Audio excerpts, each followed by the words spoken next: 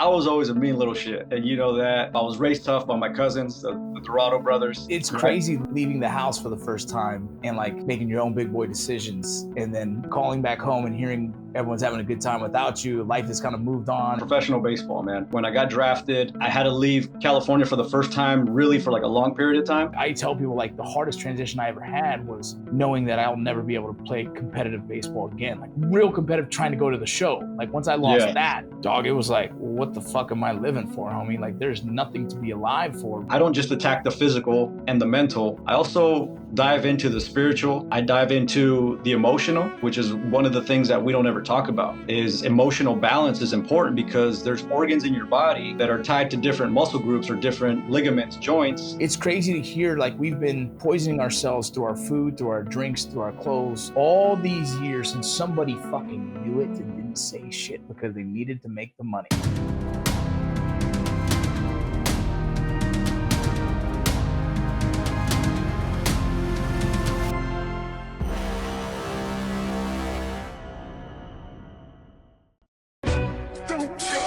Welcome to the Vinny Rock Podcast. I took the blows and did it my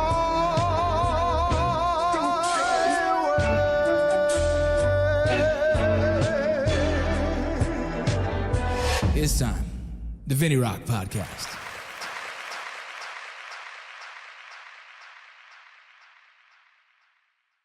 Welcome to the Vinny Rock Podcast, bro.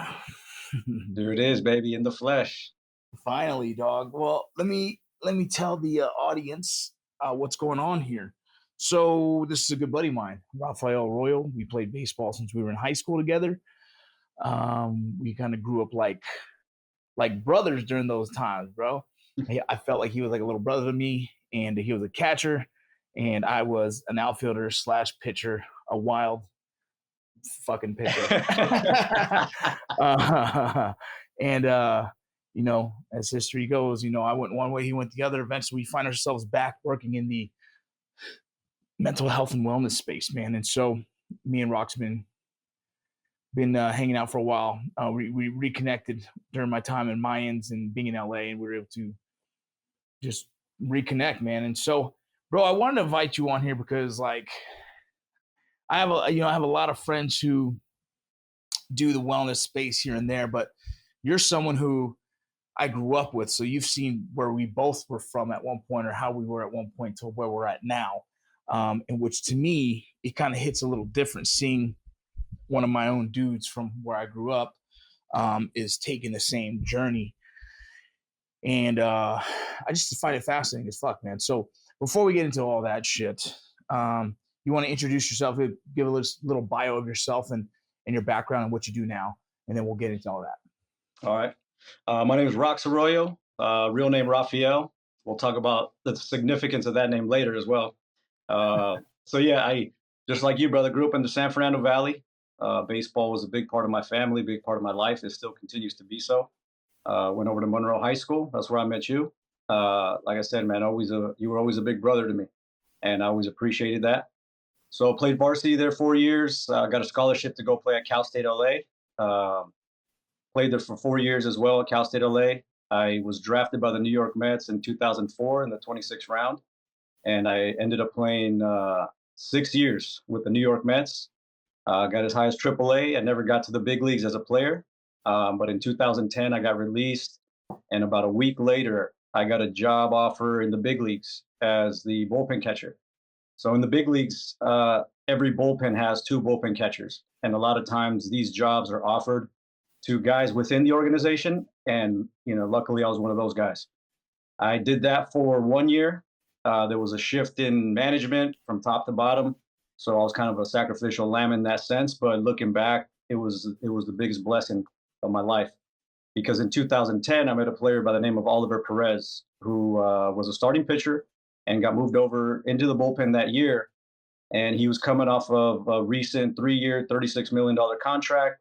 You know, for one reason or another, he didn't live up to that contract, so they put him in the bullpen. And that offseason, he invited me down to Mexico, down to Culiacan, Sinaloa. There was a baseball team down there called the Tomateros de Culiacan. And he said, he goes, "You're always working out. You're a catcher, obviously, so I could utilize you as a throwing partner. You could train me, and we'll see what happens." Because he had to come back to fulfill the third year of that contract. So I go down to Culiacan, man, and I took a chance. I rolled the dice, and this was in 2010. And 14 years later, I'm still working down in Mexico.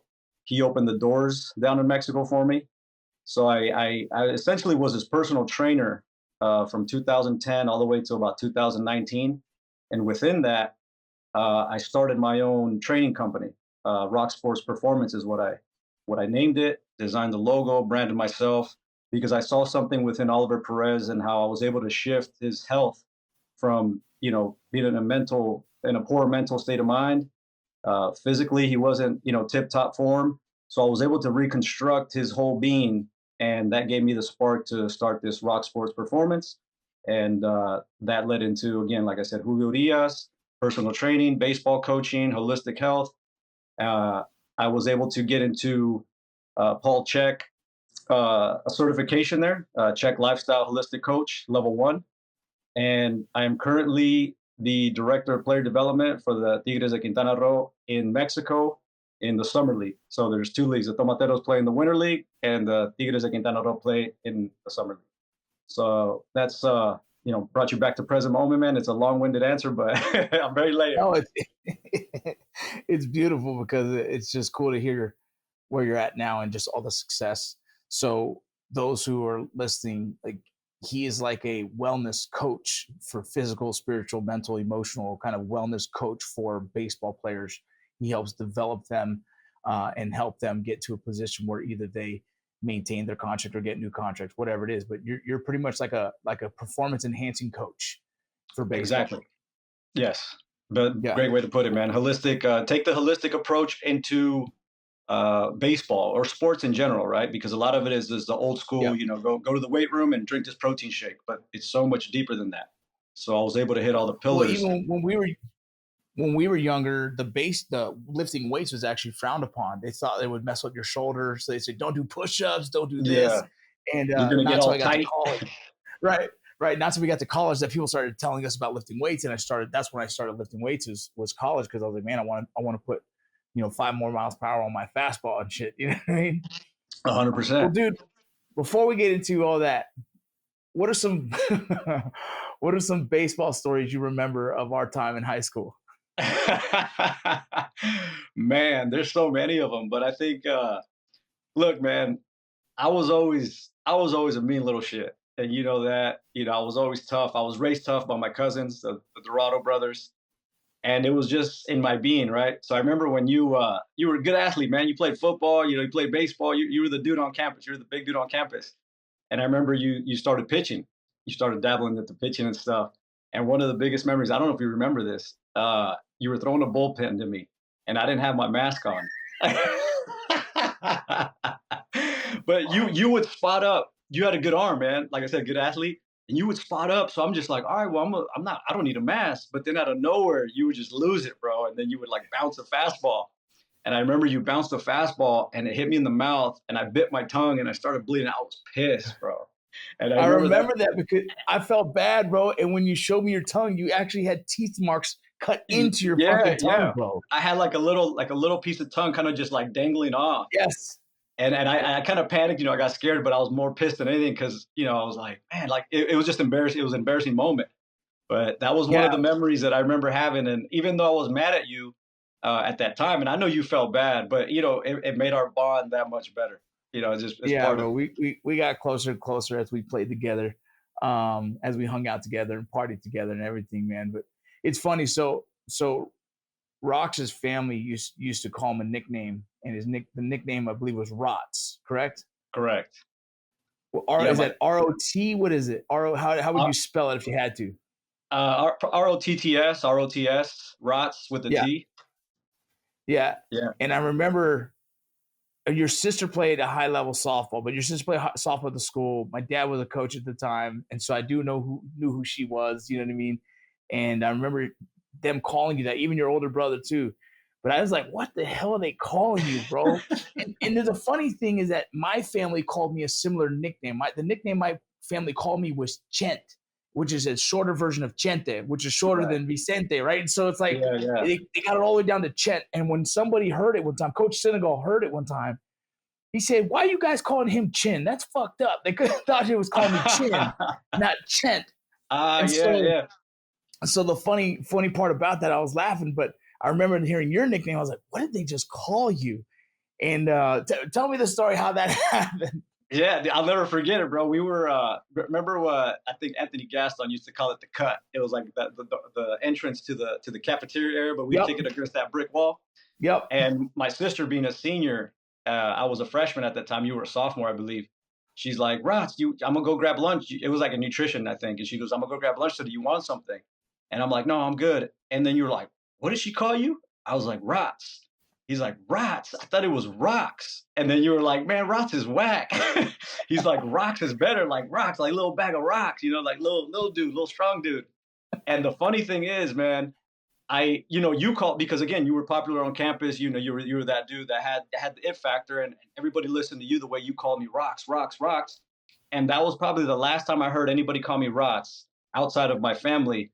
And because of you, and then the baseball team caught wind of it, man, all my friends, and it just, that's what's crazy about it, is that now my name is Rocks. Everybody look at the hat, right? So you're the credit to this name, this brand, and this movement, which is kind of funny, right? We come back full circle, we're in the same space, but for some odd reason we ran with it, brother. But I appreciate that. No, it's funny. It's just my brain has always been creative with words and stuff like that. So I remember that, and I didn't realize. I think I took off to the military, kind of disconnected from all my life, from everybody in my past, and circling back, I saw you still using it. I was like, "Fuck, that's dope, dude!" I just thought it was cool that it stuck. You know what I mean? Like I had, everyone called me Goathead or a version of Goathead, Goat. You know what I mean? Eventually, whatever. And when I randomly hear that still to this day, it kind of brings back a lot of memories. Like, oh man, that's fucking wild. Yeah. I remember American Legion.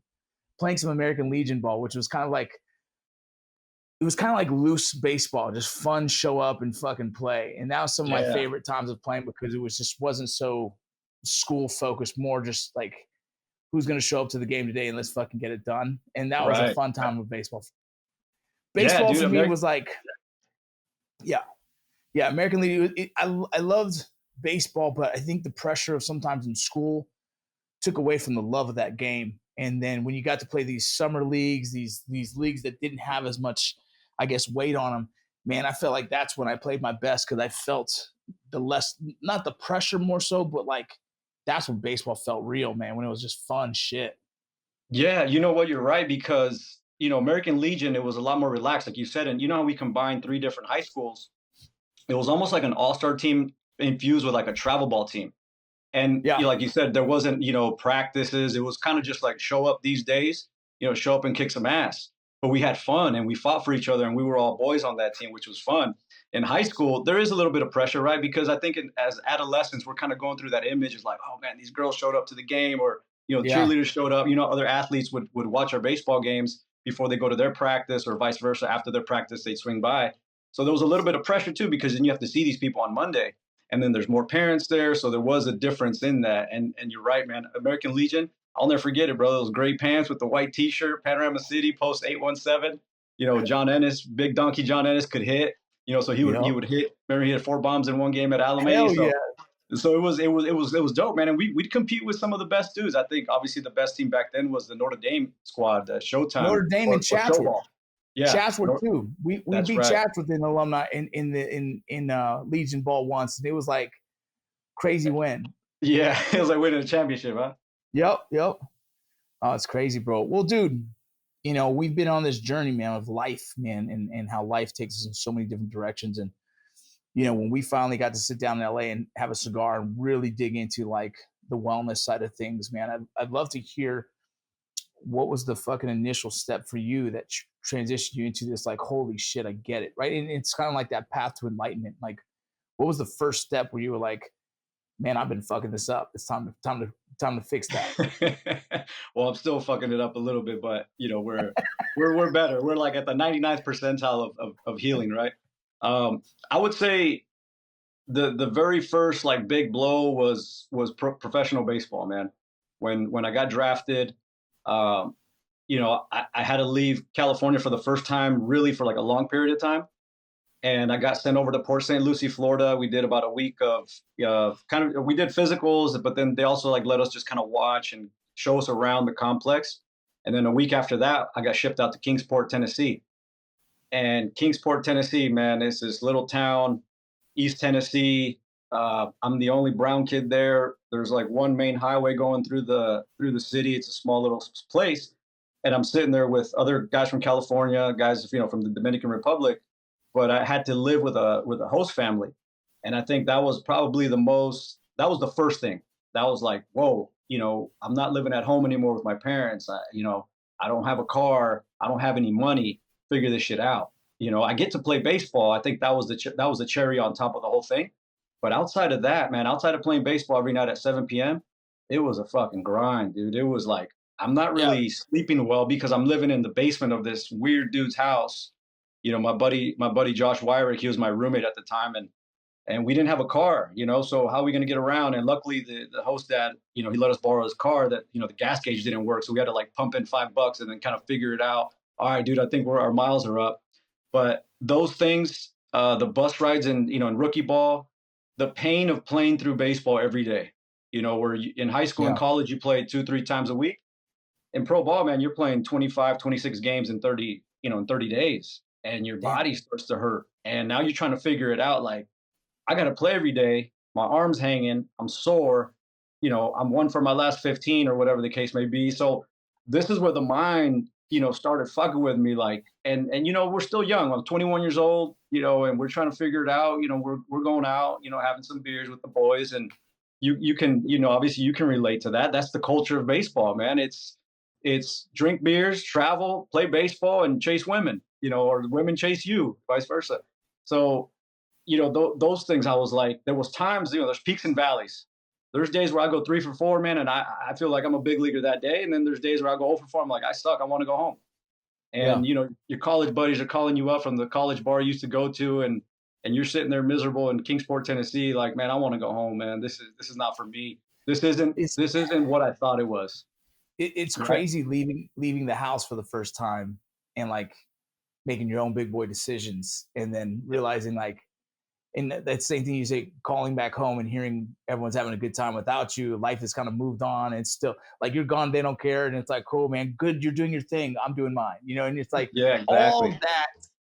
that gets in your head, man, and like it was hard. I mean, just me going to college, I called you a few times from Kentucky, and I'm like, yo, what's up, Rocks? I'm here in Yeah. Kentucky, boy.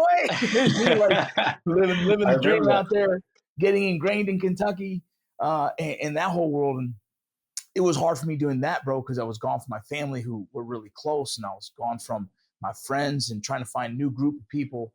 It's weird how like baseball is home for me. Even when I'm away from home, it was still home. Like at least I can get on the field and play ball. That's what I'm good at. You know what I mean? Exactly. And but when I lost baseball, it was hard for me, bro. And I never got to get to the pro level. I wish I did, right? That was like my fucking dream. And the fact that I didn't, it was like, man, I knew I had enough talent. I just didn't have enough maturity, and like physically I had the body for it. Physically I had the size, Yeah. the strength, the talent, all that. I didn't have the maturity to do it, Right. and that was the biggest like devastating blow in my life. Until I tell people like the hardest transition I ever had was knowing that I'll never be able to play competitive baseball again, like real competitive, trying to go to the show. Like once I lost Yeah. that, dog, it was like, what the fuck am I living for, homie? Like there's nothing to be alive for because that's all I ever wanted. And so joining the military as an infantry dude with a special operations unit to go to war was like, fuck it. I'd rather die serving this country than fucking, because right now I feel like there is no other purpose to my life. And so having my daughter was partly a motivation to try and do more. But I was emotionally, I was dead. I was done, bro, because I didn't think I'd be good at anything else.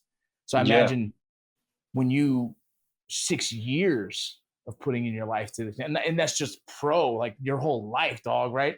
And Right. getting the call that your professional potential is probably over. How did that hit? Yeah, and that's a great segue, man, because I was going to lead into that. So after playing, playing Kingsport, I survived that, and I did it for another 6 years. But again, when, like you said, when I'm on the field from 7 to 10 p.m., I'm living the dream, man. I'm in the big leagues in my eyes. But all the other hours were miserable. Now, Yeah. as I'm going through the ranks, there was times where I was a prospect, and then I became a suspect, as they say. And then towards the end, when I saw the writing on the wall, Terry Collins pulled me into the office, and he said, "Hey, it was spring training 2010," and he said, "Hey, you know, there's no other way to put it, but we don't have a job for you." And those feelings that you just talked about, right, where you're like, my purpose was baseball. I'm writing my family's name on my back, my cousins. That was all their dream. It was my grandfather's dream, my dad's dream for me to come to this country. And that's what I wanted. I envisioned that. Dodger Stadium, man. I envisioned everybody, being there clapping for me. So when I got that call, it was that. It was depression. It was like I felt like a fucking loser. I felt like a failure. I didn't want to come home because the first thing I was going to do is come, see my mom and my dad. And I felt like such a loser. Like, how am I going to go home, without that golden ticket of like, hey, dad, I'm going to the big leagues. That was the vision. That was the dream. So it was tough, man. I come home and I told my dad, I hugged him, and I hugged both my mom and my dad. I started crying like a little baby. And I said, I'm sorry. I apologize, for being a failure. That's me talking. And how Mexican fathers are, Latin fathers, they're tough, man. And it's the old school way. They'll never express any emotion. They'll never tell you they love you, then but they feel it, and you know that they love you. And that Yeah. was the first time in my life where I felt like the biggest loser, embarrassment to not just my family, my cousins, but the city where I'm from, the San Fernando Valley. Everybody, when you're gone, everybody talks about you. And my father just grabs me and he says, "I'm proud of you, son." And those words, brother, that feeling, I just got the goosebumps. I'll never forget those, bro. And it was like that's the comfort that I needed at that moment. And the days after that, I started going hiking. And there's this one moment I was at Point Doom in Malibu, and this was before I got the call for the bullpen stuff, right? So I'm kind of just figuring it out. Dark days, gloomy days. I'm miserable. This happened for about a week, and I'm on Point Doom, just thinking like, man, what am I going to do with my life? Like, baseball's my life, man. I don't want to teach. I got my degree in kinesiology. I got all that. I went to college for it, but I don't want to work. What is that? So I just said, hey, man, look, God, I leave it up to you. I love baseball still. I always will. I love to travel, and I love to train. So I get a phone call on a Friday, a week after I got released, and they offered me that big league bullpen job. So I went from, the depths of hell, brother, to you getting a big league job. And that's what that jersey represents up there in the name. And it's not an ego thing, but it's more of it's a pride thing for my family. So they call me and they offer me the big league bullpen catcher job, and I take it. So again, I go from the depths of hell to living the dream again. And now this is the real dream. This is real now. This is the big leagues. So I fly out on a Sunday. I get the call Friday. They said, we'll call you back Saturday for your answer. I knew the answer right away. Sunday, they put me on a flight, LAX to JFK. Monday morning is opening day 2010 against the Marlins. And it was, man. So that right there was just baseball saying thank you. And I knew at that point that I had emptied out the tank. I didn't want to play baseball anymore. I was done with it. But that was the baseball god saying, here you go. You earned this. That's fucking a great way of thinking of it. God damn. Baseball just saying thank you. Oh, that makes me Bro. the game, bro. Man. The game, people will never understand the beauty and the romantic side of the game that is just like I can't even put into words the shit that happens in baseball that just like I'll watch a game and be like, that's what baseball is. That's what I'm sitting here the other day with my mom. My mom, when she retired, she started, they find other things to do and shit. And she got really into Dodger baseball.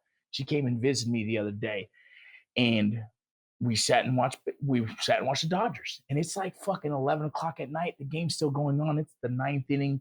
Shohei Ohtani's up. If he hits a home run, it's going to be his 40-40. Right. And we're sitting there. Right. And if he hits the home run, it wins the game.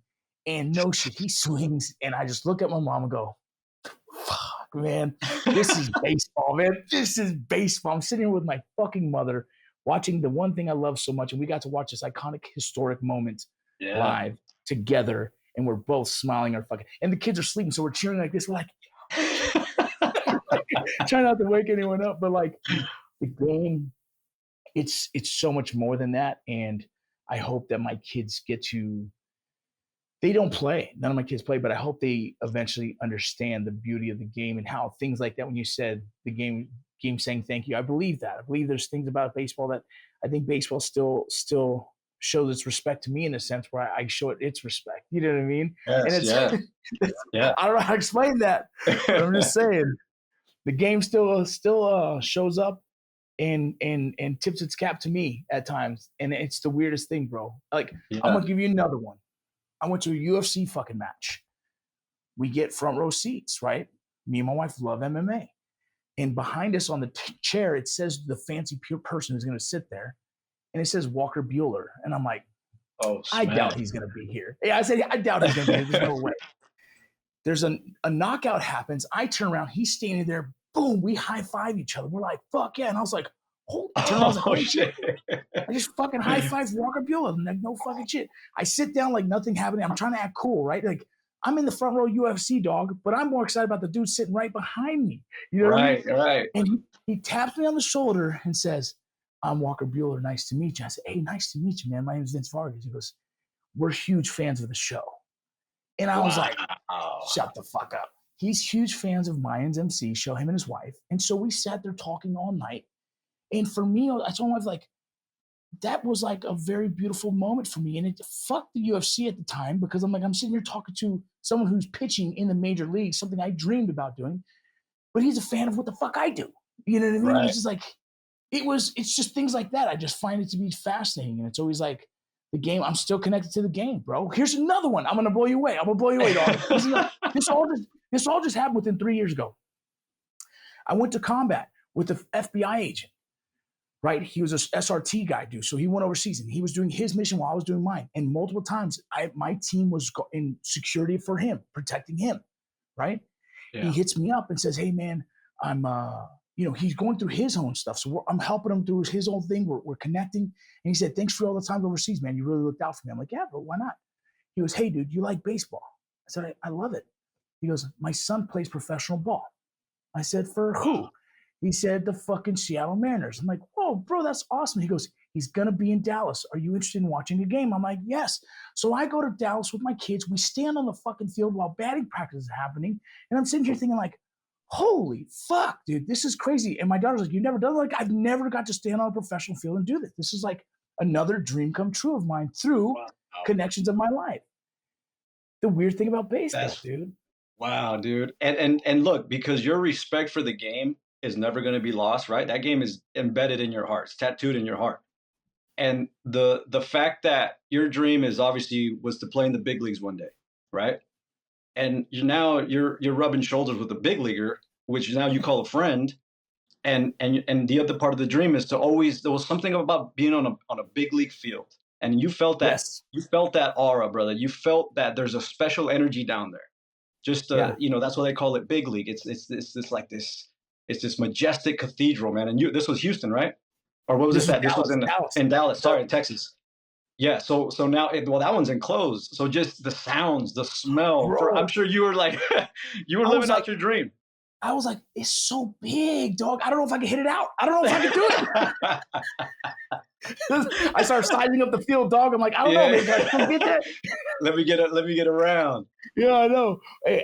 I know my connection to baseball is not done. We've talked offline about it, but my connection to baseball is not done. It's going to continue. But yeah, I think when you said that, it's just like, yeah, baseball has a way of just saying thanks. And I think it's beautiful the way you saw that last year of your opportunity of being a bullpen catcher as kind of a tip of the cap to you for all your hard work and effort. Yeah, you know what? It was like my last. It was like Michael Jordan's last dance. I went into that year. I saw the writing on the wall as well. The team wasn't doing well, and there was rumors swirling that they were going to switch, clean house and everything. And then when I got that opportunity to go down to Mexico with Oliver, it became a personal journey of mine. It was like the hero's journey to go down to Mexico and give back everything to the Mexican people for my father's sake, for my grandfather's sake, because I already felt like I did what I needed to do in America. And I'm so thankful for that, right? And I was able to get the opportunity to play pro ball. and no better city than New York City, right? That's, it's the Big Apple. And when I went back down there, man, it was so, it was so gratifying to me, to go down there, because I could see my dad's face, I could see my grandfather's face, and everybody down there. So now it's like, whoa. So I thought the dream always was to get to the big leagues, and that was like the Mecca. That was it, bro. That wasn't it. That was just the beginning. So now I'm in Mexico, starting on the real journey, not thinking that the big leagues was just a stepping stone for my personal journey. And now I'm doing it, 14, 15 years later. And there's a saying that I always say called Bendito Baseball, blessed be baseball, right? And just how you give praise and respect for the game is giving it back, right? And you're still involved in the game at some capacity, and you're going to be even more based off what we talked about. And I always say that, Bendito Baseball. I say that because everything that I do now and all of my past experiences are because of the game, right? So respect the game. I'm going to keep fighting for the game and the respect of that cannot be analytical, that cannot be, you cannot use data to quantify something that is bigger than that, right? Numbers are just so down here. It's that feel, man. We're still human, bro. So that's how we say Bendito Baseball. I go, I'm in Cancun, man. I'm at Chichen Itza, and I'm having this ritual with a shaman, and I'm sitting there healing ancestral stuff. And I'm getting, insights and downloads on why I'm here and my name and my grandfather, my dad. And I'm like, all of this because of baseball. If you respect the game, it'll respect you back. And that's why I tell young kids, man, respect the game at all costs. It's why it's hard for me to coach. I was coaching my son, and I kept telling him, like, don't do that, bro. Don't do that. He's like, yeah. Respect this game, bro. Respect the game. Do not disrespect this game, because now you're offending me and you offend the game. It'll bite you in the ass, dog. Do not do that. And I try to explain to him. And my 11-year-old now says he wants to play, and it's a little late in the game to him to start, but we're about to get it, bro. We're about to get it, man.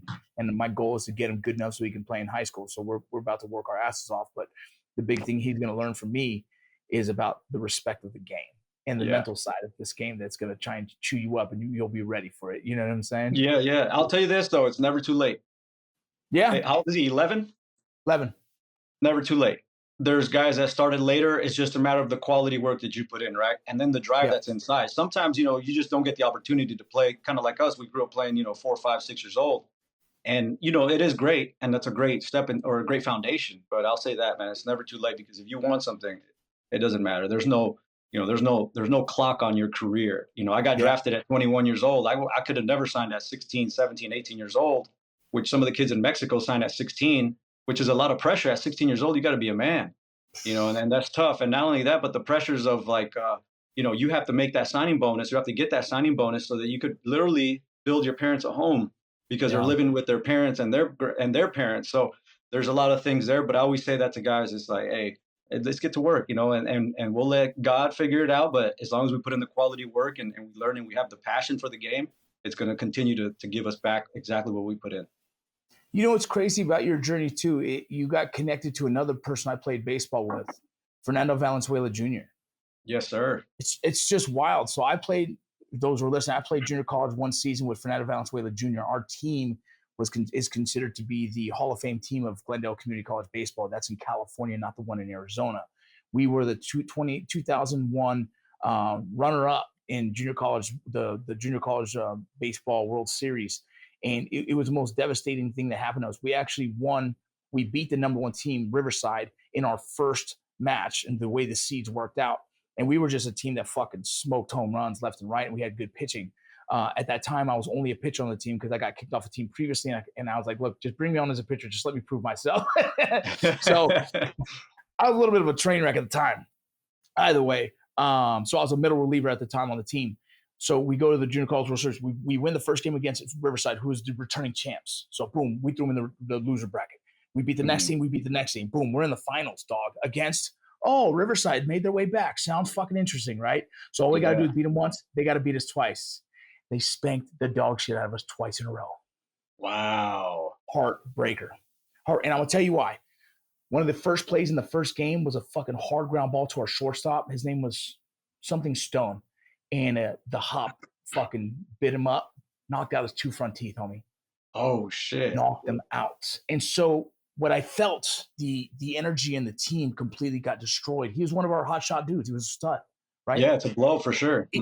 It blew the team, bro. It broke all the team's heart. When watching him, he lost his front teeth, bro. It was hard to watch, dude. And Wow. we never made it back, bro. We couldn't find our way back. We just got our Yeah. asses spanked 2 games in a row and fucking walked home with the tail between our legs. Yeah, that's crazy, right? That it was over after that ground ball. It's like, That was it. you know, the team morale. There was no way we were not going to get the energy to beat that again. There was no way. He was kind of the guy on the team that when that happened, it tore the soul off the team. Yeah. Crazy. Man. Yeah. Another good memory with you and me. Was that the team where remember that one brawl? You know what's crazy? I don't know if that was the same team, but that was around the same time. It was. That you know that showed me that night, brother, that was the first time I ever did I did tobacco that night. I think I did Kodiak.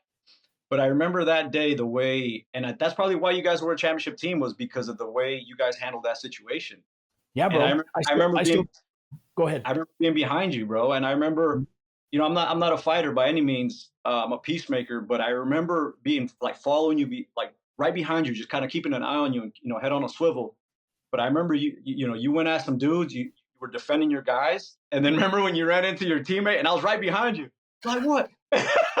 Like, oh yeah, hey dog, you're my boy, bro, dude. So the way that happened was we were all leaving. We were gonna go back to my parents' house. They were out of town, but they were cool with us having people over, so we were just gonna go to the house and chill. I was waiting for my boy Keith Bowman, who we're still friends right now. We fucking reconnected on social media. He goes inside to take a piss. He comes out, and I could tell someone was sweating him, bro. They were messing with him, dog. And he's like, hey, bro, chill. I was like, what happened? He's like, these dudes keep sweating me. I was like, what's up? And I'm kind of just like, what? We're like trying to figure it out. Well, dude, they put this dude in like a full Nelson and boom, right to his face. So then I hit the fucking first dude, boom, that hit him. And then it just turned out to all of our dudes were already pulling up in their cars. And it was just me and you, bro. We were right there. And then everyone ran up and it was just like full on. So then I ended up running across the grass, hit another dude as he was falling. I kicked him across the face. I had white fucking Air Force Ones that I saw blood. I was like, damn, I fucked up my shoes. And then I was on the front of then I was on that grass and I'm just trying to defend myself from everybody, right? Whoever. And I remember, you were like head on a swivel. I remember that. Yeah, bro. And dude hit me back to back. We turned around. We both swung on each other. And I was like, oh, bro, I'm sorry. Hug it up. Like, come on, Rocky. We just kept moving. Yeah. It was dark. I remember on the front lawn, it was on the grass. You guys were swinging at each other. I was like, I didn't know the other dude. I was like, I guess he was your teammate or a buddy. It was Keith Bowman's other homie. It was not on the baseball team. He just came to hang out with us. The Korean kid. But bro, the Asian kid. Yep. Yeah, that was crazy, funny, man. But that was another thing that just popped into my mind talking about Glendale.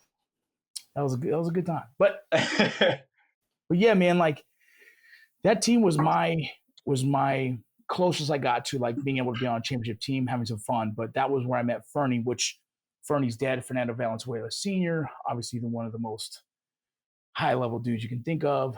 It's crazy to see that you now work with Fernie and how that circle kind of closed in my life. I was fortunate enough to be able to email him and shit, but I'm going to hit him up soon because I want to come out there and see you guys while you're working together. It'll be kind of cool for me.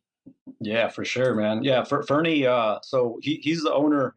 Fernando Valenzuela is obviously the owner of the club, and Fernando Valenzuela Jr. is the president of the club, so he's in charge of everything. And in 2021, he reached out to me because he saw I went down to Mexico to a different academy, and this was my first time diving into the player development side, because I'd worked with Oliver Perez for 9 years, and I'd worked with Julio for about 6 years. So Ollie and Julio I'd worked together with, and after Julio and the Dodgers, they won the World Series, I got a phone call from an academy down there, and they wanted to kind of just see how I worked, and that's what kind of put me on the map as well. Fernie reached out to me and he said, hey man, we have this talent, this group of kids, young talent that we develop. They're, anywhere from 14, 15, 16 years old. We debut them in the league here, and then we're able to sign them internationally. At that time, it was mostly just United States. It was just Major League Baseball. So he reached out to me, and I said, all right, man. I'll go, well, Cancun. And, he sold me on Cancun. He sold me on, the organization. And I said, well, let's take another chance, man. Let's go.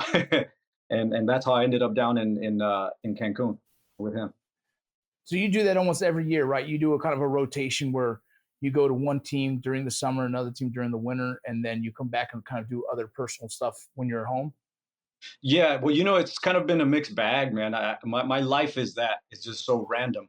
So in 2021, went down there, and there was one lefty specifically, and we ended up signing him to a team in Japan, to the MPB, which was the first time the actual Japanese team came in. That off season, it was like a normal off season for me. So I came back to LA, and I trained my guys here, off season guys, some minor league guys, and then in 22, same thing. But last year, I went down to Los Mochis, Sinaloa, down to the root of where our talent pool comes from. And now, so my development is essentially about 10 months out of the year. So I'll do the summers in Cancun with the prospects that are ready to debut, or the guys that are closer. And then I'm going to be taking off here in a couple of weeks to go back to Los Mochis, Sinaloa, and develop those guys all the way through February, right before spring training for the Tigres season.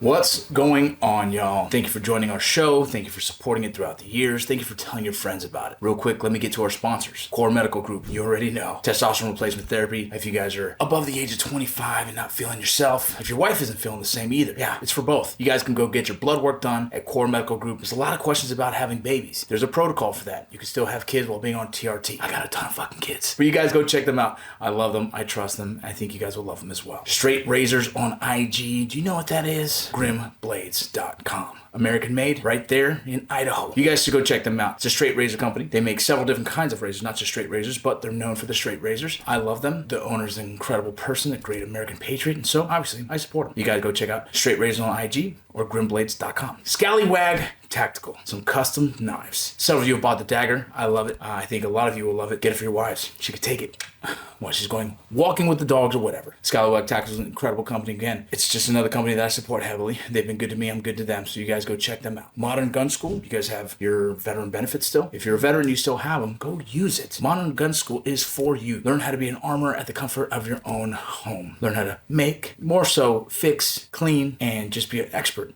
and armor in your own home. You can't beat that. Go check them out. Modern Gun School. Just Meats. I'm trying this carnivore thing for a little while. I've been losing a little bit of weight and it feels great. Just Meats makes it easy. You guys can get Just Meats order. I got the links in my bio. It has meat that's already pre-cooked. All you have to do is heat it up. I get a lot of them sent to me, so I go ahead and throw them in the freezer. I defrost them. Boom, there's dinner, there's lunch. You guys will love Just Meats. Go check them out. Like I said, my link is in my bio, and all the links that we have, you guys can find all of our sponsors. United Patriot Coins. That's a little bit of a change for us, but we committed to this company and we love them. They've been taking care of us, and so we're going to start taking care of them. They're a very patriotic company. I love coins. I love silver. I love precious metals. So we just signed a partnership deal with them, and as well as United Patriot Supply is more than just a firearms dealer. They embody the spirit of tradition, showcasing expertise and igniting the passion amongst outdoor enthusiasts across the USA. I highly recommend this company. You guys go check them out at UnitedPatriotSupply.com.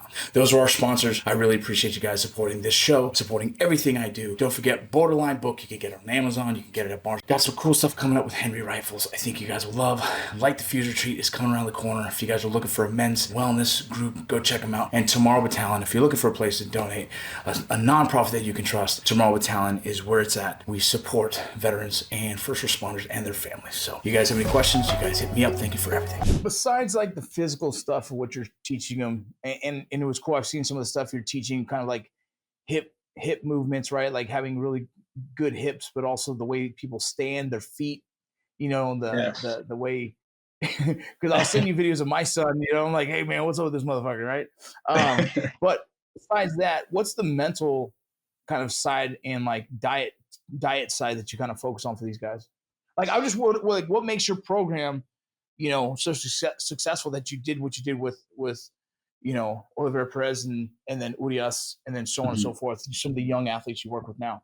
Yeah, so my approach is a holistic approach, right? So a lot of people will kind of refer to me as like Rock System, which is essentially that. Anything that we do or I do with anybody, it could be you, it could be Oliver Perez or a young prospect, it's a holistic approach, meaning I don't just attack the physical and the mental. I also dive into the spiritual. I dive into the emotional, which is one of the things that we don't ever talk about.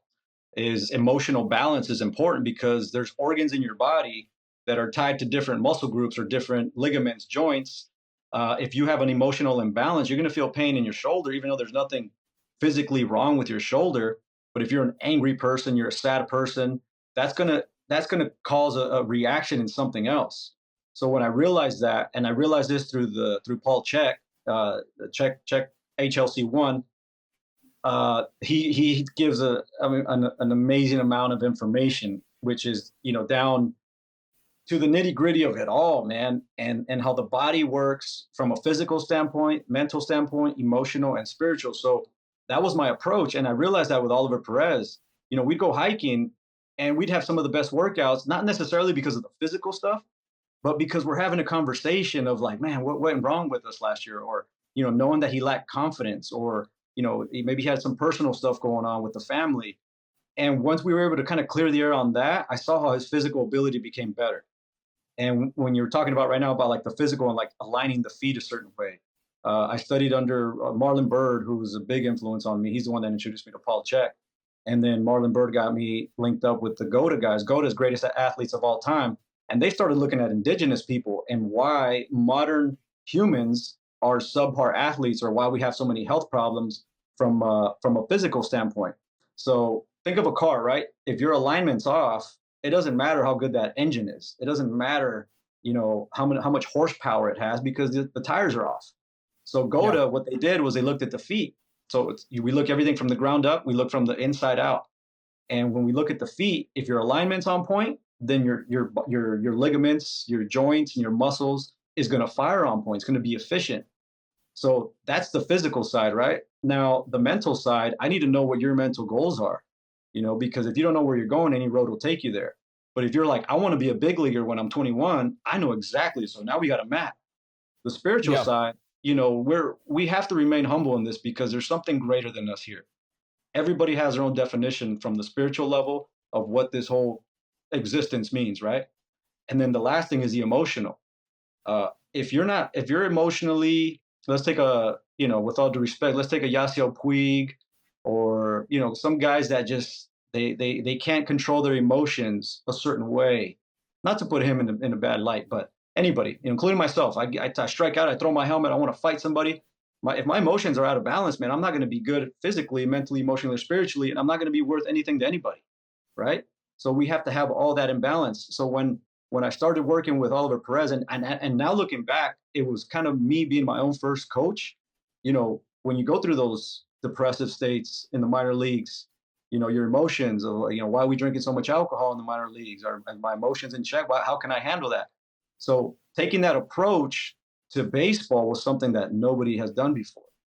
And that's why I think I've had success with the guys that I have, because again, it was a whole holistic, well-rounded program where I can balance you out, from the ground up, from body posture, alignment. And now we didn't talk about the nutrition and the hydration, right?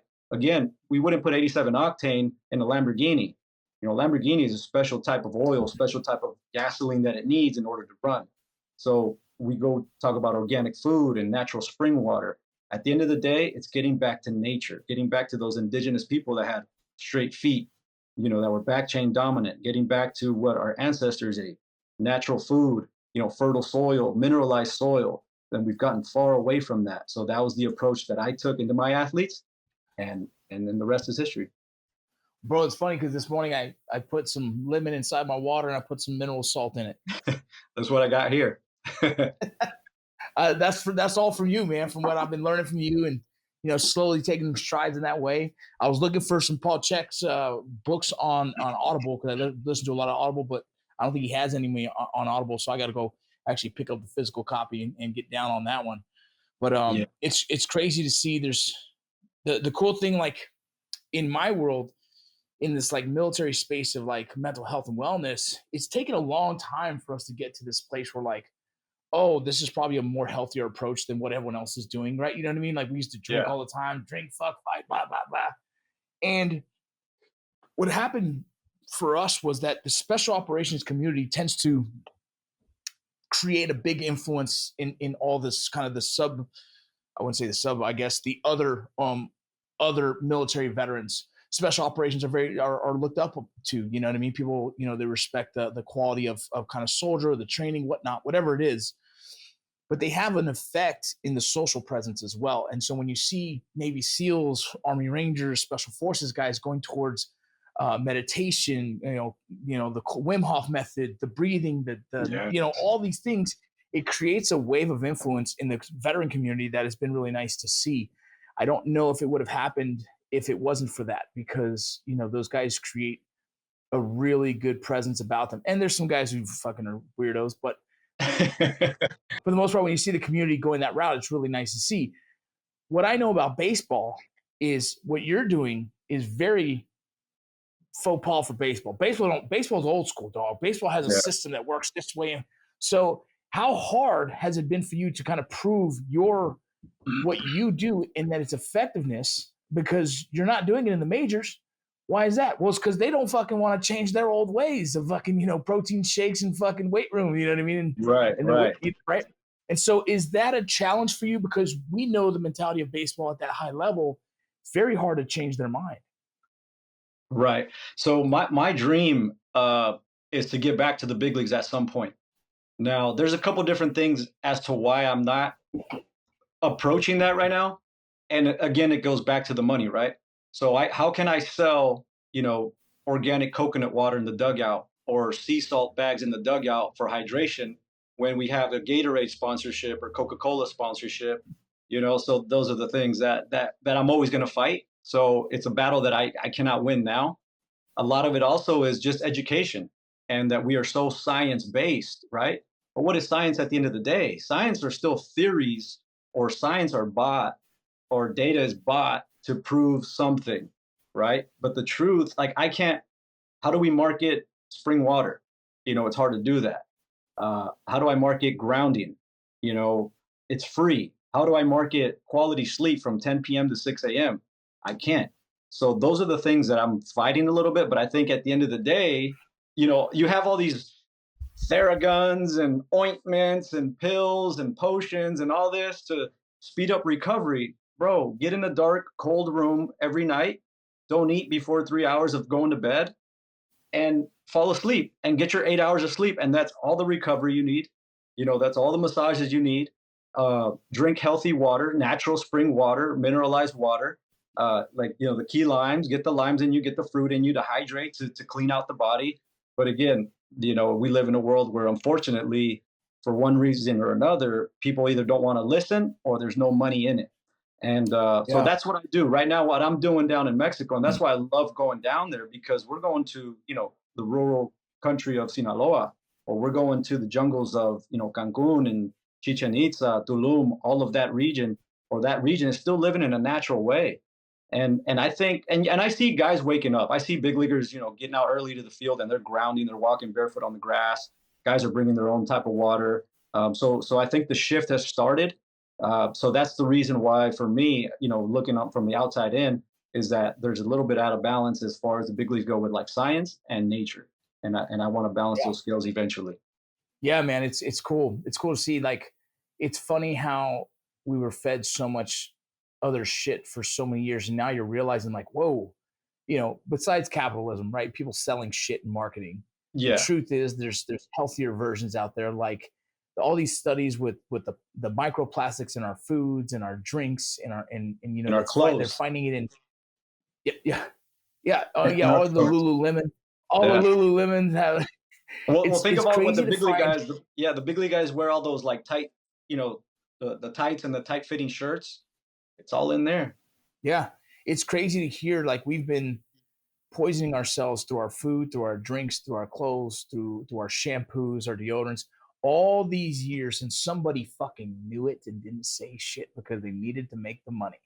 And as you start to lean into that more, you learn, like, fuck, man, you know, we have to really be educated, dog. We're not. That's what I think what society doesn't do is, when people say, like, do your own research, like, no, but legit, let's start reading these people who don't have the platforms they deserve. Let's hear these scientists. Let's really dig into this, because I've learned so much in the past fucking 5 years because I've dug in. I said, fuck it, I'm going to read everything I can. I'm going to learn. And I've been very surprised. And like, I shouldn't be drinking this piece of shit. I do. This is my but at least I know, and I'm not fucking, you know, I don't have the wool pulled over my eyes and fucking thinking that the fucking society is going to take care of me. You know what I mean? Right. Like, I fucking now know, you know what I mean? I know what I shouldn't do. And there's days I say, fuck it, I'm going to get chocolate ice cream with the kids. But for the most part, at least I know what the fuck's happening right now. And I'm doing my best to make sure my kids are eating healthier foods. I'm cooking as much as I possibly can besides the processed foods. I'm doing everything I can to try and incorporate a lifestyle that's a little healthier than what fucking shit, dog. Me and you were raised on fucking big gulps, homie. It wasn't a big deal to drink a big gulp before a game. Yeah. Bro, we used to go to Wasn't a big- Taco Bell. We'd go to Taco Bell for lunch before a ball game or Burger King. Remember Ryan Ennis? We used to mob in the Explorer because all our parents had was a couple bucks to get us through lunch. Yes, dude. You know, and like you said, and we've evolved. You know, we've evolved, and that word I'm gonna drop on you. We've transcended into a higher being. We've understood that, and that's why I don't blame people. It's just a level of consciousness and awareness of, like you said, I know that Dr. Pepper is bad for me, but I also know that I'm gonna go hit the sauna tomorrow. I'm gonna go work out tomorrow, and I can fast for 16, 18, 24 hours, and I can eliminate that. So I know how my system works, and that to me, you know, that's fine. I enjoy myself a nice tequila mezcal, but I also know that there's blowback on that. But I'm going to do what I need to do beforehand, drink it, enjoy it, and then after the fact, I get rid of it. So, but if it's about education, it's about awareness, and we're still human at the end of the day, man. And you know, like you said, I'm gonna go get ice cream, and I'm gonna enjoy the shit out of the ice cream. It may not be good for my physical body, but for my mental body, my emotional body, my spiritual body, and my kids, and we're having a bonding session. That's beautiful, bro. I'll take the hit physically because it gave me something bigger than that. So those things, but again, it just goes back to that, right? I'm conscious and I'm aware. That's a funny thing, man, you mentioned, because it's something I've been working, like I'm writing a piece about being a dad and fighting to get in shape. Like there's guys that were just very disciplined, bro, and they're dads and they have fucking, you know what I mean? They have six packs. Good on them. I'm not that guy, you know, and I'm not that guy because I can't be that guy. I'm not that guy right now because I've had a couple rough years of trying to figure that out. You know what I mean? And in my growth of learning this, I will never be the guy that when I'm going to get myself in the shape. I've been working hard on this. So I'm getting myself to the shape that I really want to be in because my mind's in a good place. A lot of things are in a good place. But when I finally get to that point where I'm like, hey, I'm really proud of my body, I will continue to enjoy a fucking donut or a cake with my kids because those moments are for them. And I can work hard as fuck to get all that bullshit back, but I can't fucking work hard to fucking give them those memories again. I have to be able to be present for them. And they know that's not healthy, but like to fucking say, hey, it's a donut. If they go, Dad, is it a donut weekend? I'm like, fuck yeah. It could be a donut weekend. We haven't done it in a while. You know what I mean? But like, there's a weird balance that I try and do that I see these fucking jacked ass dads. I'm like, I don't know how they do it, bro, but I'm really happy with how I balance it. You know what I mean? I balance in a way where like I'm getting where I want to get to, but I can also still really give my kids all of me, the fun version of me. I can eat dinners with my kids, and not feel like this really like, no, dude, I made this food for myself. You guys eat whatever or whatever the case, right? So it's this really weird space that I've had to learn. But I watch a lot of people on social media that are and trying to figure out their balance. And I think we all go through our own, trials and tribulations of balance in our own household. But that for me is something like I'll always be the guy that still says, yeah, the cake for my kids. You know what I mean? 100%, brother. Yeah. And you know what? And only you know, right? You know what works for you. So there's nobody that can tell you, like, I'm not going to sit here and tell you, oh, Vince, you can't eat that ice cream, bro, because I don't know what that means to you. And again, as a parent to kids, beautiful kids, you just want to give them the best experience because that's what it's all about. And you know what it's about because we were children at one point. And I guarantee you, it doesn't matter. You can remember the best memories was that quality time with your dad or him hugging you or him playing catch with you, or eating In-N-Out burger, man. Maybe just you two shooting the shit in the parking lot like fuck, Pop, after a ball game. Maybe you hit a home run. I'm going to go take you there. You're not thinking about, oh my God, it's, used with seed oils and all. It's good, bro. Not only that, our cells turn over every year. So you're a totally different person, a year ago that you are now. So if we focus and we say, okay, I'm gonna take a 60-day detox and I'm only going to focus on sauna, working out. I'm going to sacrifice those 60 days to help stimulate new cell growth and a healthy body. So there's nothing that is just firm. Oh my God, because I had In-N-Out when I was 12, I'm going to get cancer. No, bro. Like, so again, we are moving, living beings that you can manipulate, not just from a negative side, but from a positive side as well. You ever get a message from anyone in high school like, damn, how did you become such a badass?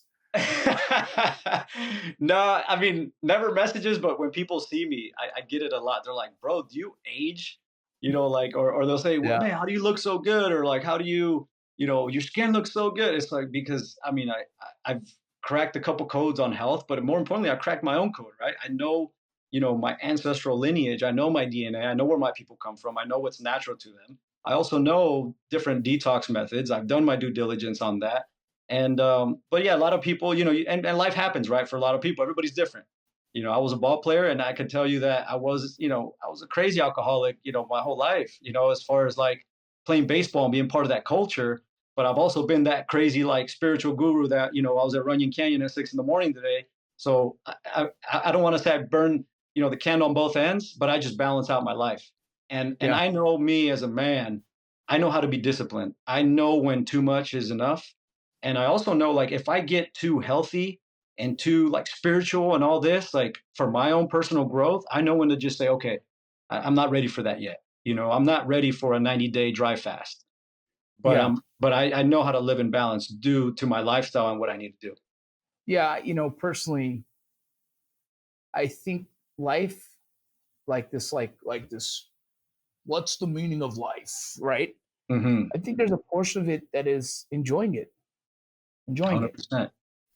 just being content with whatever it is you have and just looking at it and be like, I have gratitude for the existence I have, Yeah. Well, I And think that and I when they think, say, what is the purpose of life? The purpose of life is to live it, right? yeah, So live it according to your rules. As long as you do no harm to anybody, who's to say how to live your life? And I think if it comes from a basis of love, you're living life. But if it comes from a basis of fear, you're not living life because you're just trying to survive. So that's the yeah, key to life, man. And be you unapologetically, as long as you know that it's you and it's not a program that's driving your thoughts, right? So and when you asked earlier about when did that first kind of hit, that was minor league baseball, man. Those were all those years of travel, all those years of bus rides, all that pain that you go through, figuring it out. And now I've come to a point, and I know you have too, where you're like, bro, I'm gonna be me. And that's, as long as you're you at 100% to the best of your capabilities, nobody can ask anything of you. Nobody. yeah, And I think that's the key. absolutely, Yeah. absolutely. It's crazy, man. Like, I, I've smoked a few bowls of something I don't know what was in it or whatever it was, but I definitely had the light switched on me a few times, and I was like, God damn, there's way more to life than this. You know what I Yeah. mean? Yes, sir. And I'm writing something about it. Like I was traveling to Chico to play baseball, and I, you're college and you do your thing, and I smoked something one time that I think was a little wacky tobacco, more than what it could have been. You know what I mean? And A I little remember, purple lyrical in there. yeah, there was something in there that shouldn't have been, and Yeah. I don't know no better, but I had a long night and talk with Jesus, and learned a little about myself that night. But no, there's just things, man. There's different things you read. I read books. I listen to certain, scientists and psychologists, and throughout my probably the past 5 years really has seen a big change in my life, and that's also credit to becoming sober. I filled my time with other things, and Yeah. those other things have been more education and wellness. And I just see the world different. I even see my relationship with God different, bro. Yeah. I see my relationship with God different, and it's not the version that my mom wanted to feed me. But even my mom sees it different too, because she too is on her journey, right? Yeah. Yeah. It's never But ending. it's never ending. That's what I was trying to tell my kids. Like, Dad, tell me about God. I'm like, oh man, I can tell you about where I'm at right now with God, but like Yeah. your journey with Him is yours. You know what I'm saying? Exactly. And I'll guide you where you want. I'll answer the question that I know, but I'm telling you, man, that's one for yourself to figure out, man. I Yes, think that's sir. the beauty of. I told my mom, he had this conversation same week she was here. She said, Vinny, I don't like to question God. I said, I think you're supposed to, Mm-hmm. because how are we ever supposed to have the answers? We're supposed to ask questions, and we're supposed to try and dig for the answers. And our whole life is to try and better understand what God wants of us, more so, but also as well as to try and understand and define Him so we can be more like Him. In my head Yeah. is where I mean, this is my thought, is like, I want to try and be as close to God as possible. And in that essence of that, I have questions, and I want to ask those questions, and I don't feel bad for questioning, my existence and wanting to know how I can enjoy it better. And that's where I'm at with it. You know what I'm saying? Yeah. Well, and you just said it, right? I want to get closer to God. But I think the key is becoming God, right? Is becoming the co-creator in which is your life and your reality, your existence. But that's how you find it. There's no separation between God and us, in my opinion. Yeah. I think we are living through God, for God, by God, however which way, right? But there is no separation. And like you said, I want to get closer to God, closer to God. When you're going to get to the point where you're going to infuse and then you're going to be God, to a certain point, because you're going to have that power to create your own reality based out of love, right? The things you love, the things that are passionate. You said you're sober, right? You found out that wasn't God, man. That Vinny Rock, that wasn't it. But at least you asked the questions and at least you went through all that.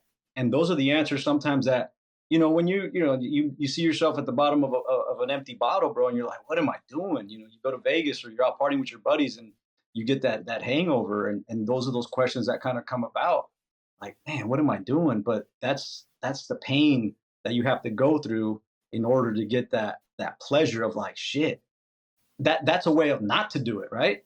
That's not the way to do it. It's a quick little drug. It's a quick little fix, but it's only digging the hole deeper. So I think you're on path, man. I think you're closer than you think, at least for me. And the same thing with me, right? My relationship with God is totally different than it was 10 years ago, 20 years ago. But now I'm at a point where I kind of have an idea, and I don't think we'll never understand it fully. Yeah. You can't put it into words. You can't encompass something that doesn't have an end. Or it doesn't have, it's every single thing in this universe or whatever you want to talk about. But yeah, you can't put a thing on it or put words that describe it, but you can only live it and feel it. And as you go, you figure it out. Transcendence. I texted you the other day. Tell me more. Getting deep. Nah. Let's transcend, man. That's the word. No, man, I love it. What's one of your favorite baseball games or memories? Ooh, there's so many. What stands out? A big win, what? As a player, you're saying? Yeah, as a player. Okay, because I've gone from player to trainer to the bullpen catcher thing, but it just experiences in baseball, being a fan, going to Japan to watch baseball over there. But as a player, you want to say, or that's yeah. That's such a hard question because there's so many. But I would say my very first professional baseball game. I was out in Johnson City, Tennessee, and I remember being 0 for 3 with a strikeout. And it was my first game. I was excited, maybe too excited, but only because of all that doubt that was built up. You're too small, you're chubby, you wear glasses, you're fat, whatever the case is, JV's cool. So I was able to conquer all those things. And then when I went to Cal State LA, same thing. Oh, we'll make you a second baseman. But when I got drafted, that was like my own personal, like, fuck you, right? And so my first game, wearing a professional, uniform and everything, I was 0 for 3 going into my last at bat, Johnson City, Tennessee, playing against the Cardinals. And I remember first pitch fastball, brother, up in the zone. I pulled it. I'll never forget the sound. I'll never forget like the jog, because I encapsulated that. And that was me proving to myself that I belong. There was always this like false ego, of like, man, there's still doubt. Like, do I belong here? Yeah, you're a bad motherfucker. Nah, you suck. So I think that game to me, I'll never forget, because that solidified my own personal belief in myself and saying that I can compete here. I can compete with these guys, even though it was rookie ball. But there was something about college and rookie ball, or college and pro ball. The gap is so big. Yeah. So for me to be able to get there, I would say that was probably the first and probably the most impactful as a player, where I knew that it was all worth it. What'd you hit? I hit a home run. I hit a bomb. Oh, my bad. I hit a bomb to left field, brother. I was swinging it. So I ended up going 1 for 4, which wasn't too bad. Doesn't matter. But Doesn't matter. You got it out. I hit a bomb. And because like I said, all those things, those voices in my head, like, you're too small, we're going to make you a second baseman. And I'm catching a professional baseball game. And I was able to hit a home run. So it just kind of like shut everybody up. And it even shut up the doubtful thoughts in my mind. And after that, man, it was like, all right, I can compete here, man. I belong here. So I think that was a big moment for sure. One of my best memories, and I have, like I said, some fun ones. I've had, game-winning home runs. I've had close them out, whatever. But one of my favorite baseball memories is that one day I was sitting there with John and Ryan one night. You were probably with us, but we woke up the next day and we went to go to a UCLA walk-on tryout. Do you ever remember me telling you this? No. Bro, so they had a walk-on tryout, and Ryan Ennis's friend, big old Asian dude, I can't remember his name, big Korean dude, he asked, can anyone go? Because he doesn't want to go alone. And so like 4 of us said, fuck it, we'll roll. And we showed up, bro. And during batting practice, we all had to hit. During my batting practice, I hit 3 out. Oh, and everyone's like, they're like, who the fuck is this dude, bro? Yeah. I go into pitch and I fucking strike 3 out. And the coach has me come sit next to him. He's like, who the fuck are you? And I was like, I'm just a junior college player. I play at Valley College at the time. He goes, so what's going on? I said, I don't really have the grades. And he's like, well, get the grades and let me know. And it was like so cool for me to be there. And cool end of that story was that kid that we went with was the first walk-on to UCLA since Eric Karros. And he actually got on and he played I think he played several seasons after that. No shit. I know who you're talking about, dude. I just can't put a name on it. What's his name, bro? Big old Asian big catcher. Asian dude. Yeah. Catcher. I want to say he went to like did he go to like LAB or like one of those? He did. I think it's got to be LAB. And here's the thing, bro. He was a 3rd string catcher, and then 2 catchers got injured, and he played against Hawaii, and he hit like a double off the wall, and I was like, oh my God, he's doing it, bro. But I was there that day. I was there that day he walked on, bro, because he was the only one they picked. And I thought like I was the next guy because like they hadn't seen no one show up and fucking rigging dingers like that, dog. And then the lefty showed it. They were just like, wow, who is this? Yeah. And I told my wife that story. I was like, that was a cool feeling because like I felt like I could compete. I'm just a fucking idiot. It wasn't for you, brother. It wasn't for you. It's all good. I'll be in the game. Whatever. What is for you is to be, man. What is to be must be for you. Well, bro, I appreciate your time, big dog. No, this was awesome, bro. Thank you, man. I appreciate you obviously reminiscing, and talking. I know there's so much we could talk about, brother, but I appreciate this. Hopefully it's the first of many. Absolutely. And I want to tell you, brother, I'm proud of you, man. And again, like you said, our journeys have kind of mirrored each other, and all through the connection of baseball. And I know we have a couple projects, you and I, and I'm working on something too that, obviously I want to talk about eventually. It's like my love letter to baseball. But I think as long as we fight for the game, brother, and now I'm all for analytics and all that. There's nothing new. We've always had stats and numbers and predictions and what you think. But we should never lose the essence of baseball. And again, man, thank you for everything, your service, obviously, and the things you continue to do. I follow you, brother. So let's keep at it. And I appreciate Absolutely, the space. Bro. Absolutely. Thank you so much, man. I'll put all your links and shit in the bio and stuff. So that's cool. Man. Yeah. I'm moving. Man. I mean, I'm moving a lot, but you know what? If I can, like I tell everybody, man, I wish there was other ways for me to be able to either have relationships with people because I'm in another country. And when they say out of sight, out of mind, but when you're in a different country, it's crazy how you totally disconnect. But but I'll do my best through like social media. I'm the worst at getting back at people sometimes. But it's just one of those things. I'll do my best. Cool.